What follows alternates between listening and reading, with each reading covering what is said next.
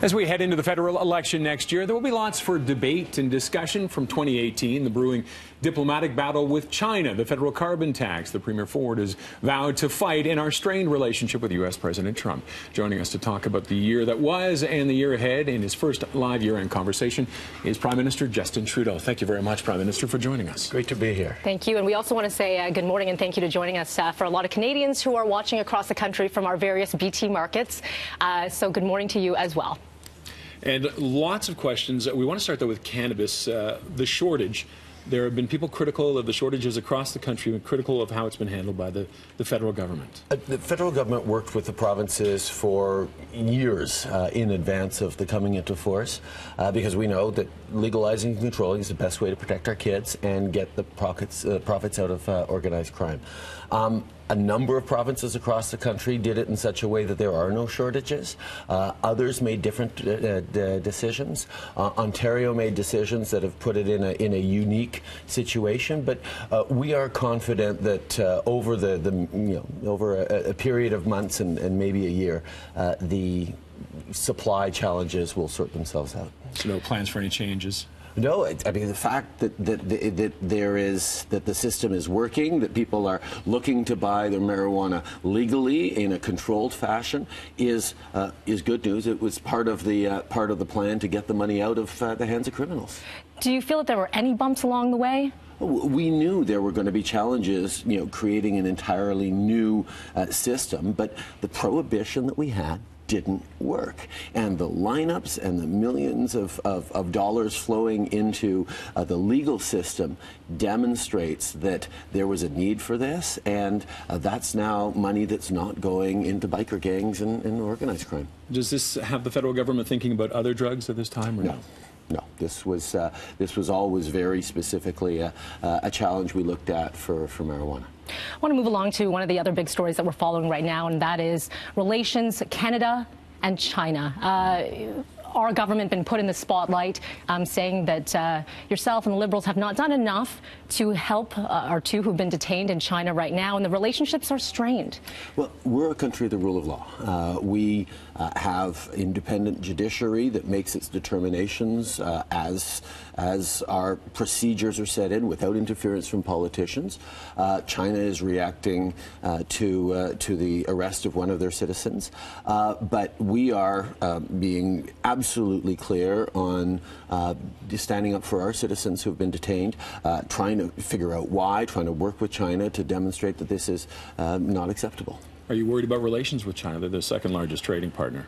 Well, this is one of the situations you get in when the two largest economies of the world, China and the United States, start picking a fight with each other. The escalating trade war between them is going to have all sorts of unintended consequences on Canada and potentially on the entire global economy. So we're very worried about that. We are doing what Canada will always do, which is standing up for the rules, obeying our laws, standing up for Canadian principles, standing up for Canadian values, and not reacting the way some other countries are reacting.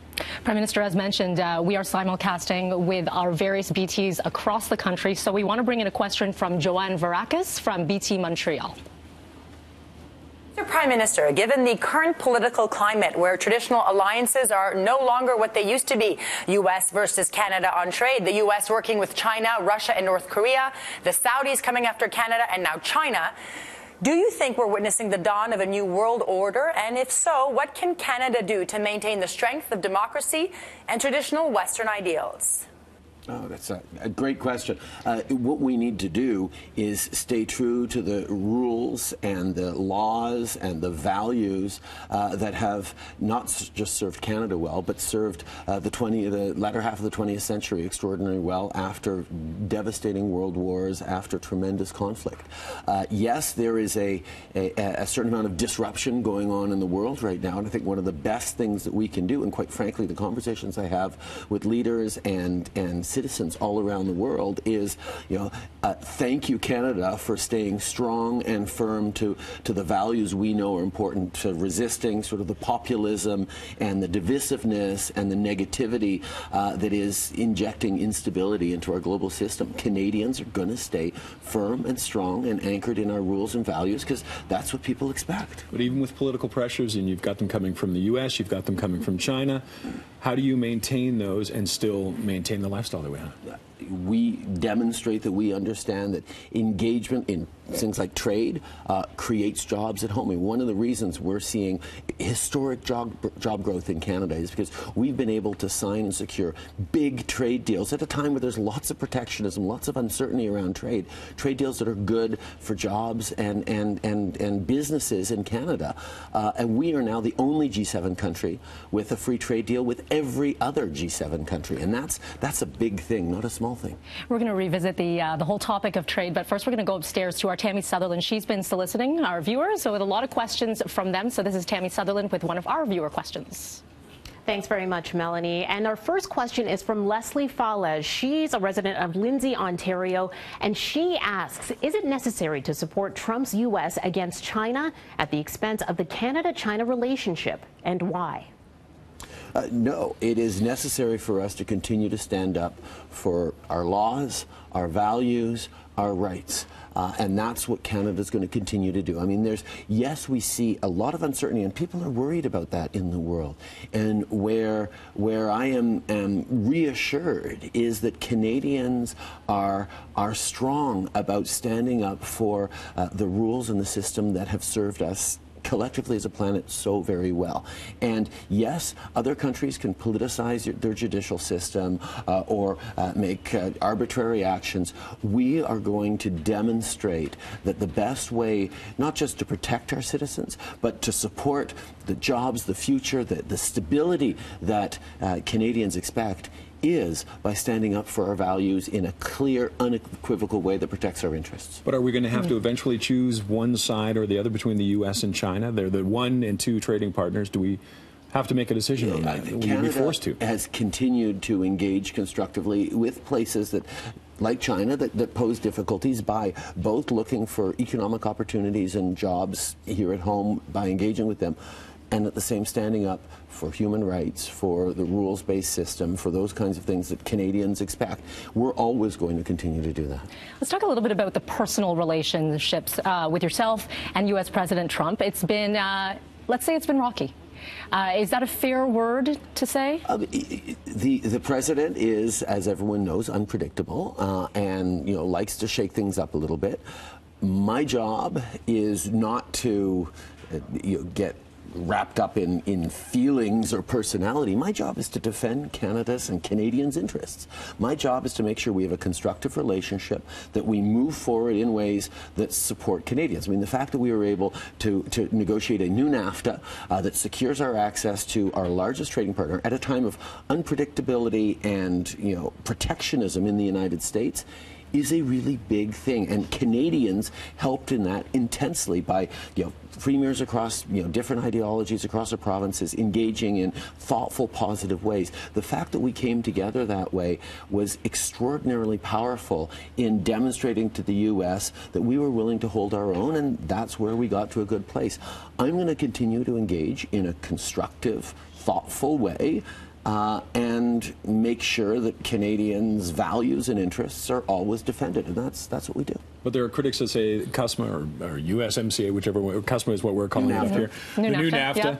Yeah. Still tariffs. We're still seeing tariffs on steel and others, and it didn't go far enough, and we took a hit. Well, the steel and aluminum tariffs are a problem. This is a challenge for our steel workers, for our aluminum workers. It's something that we have put measures in place to support our workers, because the thing with tariffs are they hurt consumers in both countries. We have put in counter tariffs on things like bourbon and American products that is having a political impact. And as we approach the ratification in the United States, I can tell you there's lots of business groups, lots of members of Congress who've said we're going to work hard to get rid of those tariffs, and we're going to work with them. There's a lot of opportunity for good conversations in the coming months. Okay, let's take another question. We're going to travel to Ted Henley next from BT Calgary.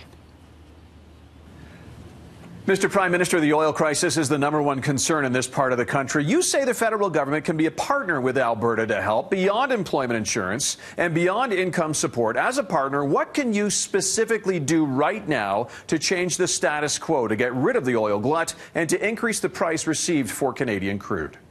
I think the first thing that we know is that Canadians right across the country are aware of how much Alberta is hurting. And Canadians, we're there for each other. And that's very much the one thing I heard it from all the premiers around the table at our First Ministers meeting. I'm hearing it from Canadians right across the country who recognize that our economy is doing really well in general across the country, but Albertans are hurting because of this differential.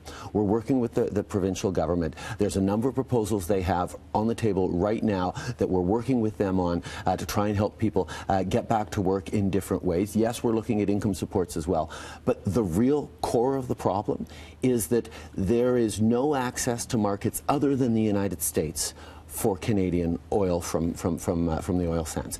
We need to get resources to other markets in the United States. That's why we purchased the Trans Mountain Pipeline expansion. That's why we're focused on moving forward in the right way. The problem is that this is a problem that has gone on for years. For 10 years, the Conservatives in Ottawa marginalized Indigenous voices, ignored the environmental responsibilities, and therefore couldn't get things built. We've moved significantly on that. The Federal Court of Appeals came back and said, you know what, you need to do more on Indigenous consultation, more on environment. We're on the right track, but you need to do more. We're following their blueprint because we understand these things have to get done in the right way. And we are going to hopefully get our resources to new markets in the coming years. In the meantime, Albertans are hurting, and we're working with the province, working with the oil industry to try and make sure we're creating support for the families that are struggling as we approach the holidays. All right, we're going to head back upstairs to Tammy Sutherland. She has another viewer tweet. Tammy? Oh, okay, we're sorry. My apologies. We're going to go to Riaz Magji in Vancouver with the question from out on the West Coast. Hello, Mr. Prime Minister. From the West Coast, a question for you when it comes to Burnaby South. We know your Liberal Party has confirmed you will run a candidate against NDP leader Jagmeet Singh in a Burnaby South by-election. The question is, when might we see that happen in 2019? I've committed to calling that by-election in January so that it happens in February. I think it's important to give an opportunity to folks to engage, to campaign, to pick the right MP for their riding, and I'm always excited about the opportunity to engage with people on the ground. Well, you're going to have to do a lot of engagement over the next year, 2019. Of course, we are heading to the polls. What are your priorities now for 2019 moving forward? Continue the hard work of creating economic growth and opportunities. I mean, we've added 800,000 jobs, or Canadians have added 800,000 jobs to our economy over the past 3 years. We've hit the lowest unemployment rate in 40 years, and part of that is the results of what we've been doing in putting more money in the pockets of the middle class with things like the Canada Child Benefit, investments in infrastructure, investments in science and training and education across the country that are making a huge difference. But there's lots more to do. We've moved forward in historic ways on reconciliation, but we know that there's more to do, and that's what we're going to be talking with Canadians about in a positive way. One question about Ontario. Premier Ford, it's another acrimonious relationship. Can you work with him? He's threatened lawsuits, and you've butted heads. My job is to work with all premiers, and that's exactly what I do. I look for common ground. We look for ways that we can move forward. Premier Ford wants to move forward on growing the economy. That's certainly our focus as well. We might not always agree on the exact right ways to do it, but there's room to discuss. I'm never looking to pick fights. I'm looking to work collaboratively. I've demonstrated our capacity to do that, and I will continue to do that, work positively with everyone. There are a lot of viewers watching right now, specifically with the latest news GM closures. And a lot of people saying, we're talking about employment, we're talking about jobs, but now we're seeing there are thousands who are going to lose their jobs. How can you reassure Canadians in various industries that they will be intact for 2019 and moving forward? Well, there are short-term challenges like GM, where we're working with the unions, we're working engaging with GM, talking with local municipalities, looking at ways to try and make sure these families are properly supported. We understand how devastating this is, particularly just before the holidays like this. But it'd be devastating at any time. So we're making sure that we're helping people through this. At the same time, we have to reflect on the way our workplaces are changing over the next 10 years, 20 years, and are we making sure that kids are getting coding skills, that there are lots of great STEM programs for girls, for minorities, for people who are often marginalized from the workplace. Are we empowering our Indigenous youth to be able to be economic contributors to their communities and to their country? These are the kinds of things that have long-term challenges that we are very much focused on. There's no quick, easy answers for anything. We need to support people through the tough times they have, but we also need to look with confidence at Canadians' capacity not just to adapt to the transformations our world is going through, but to lead the way, and that's exactly what we're doing.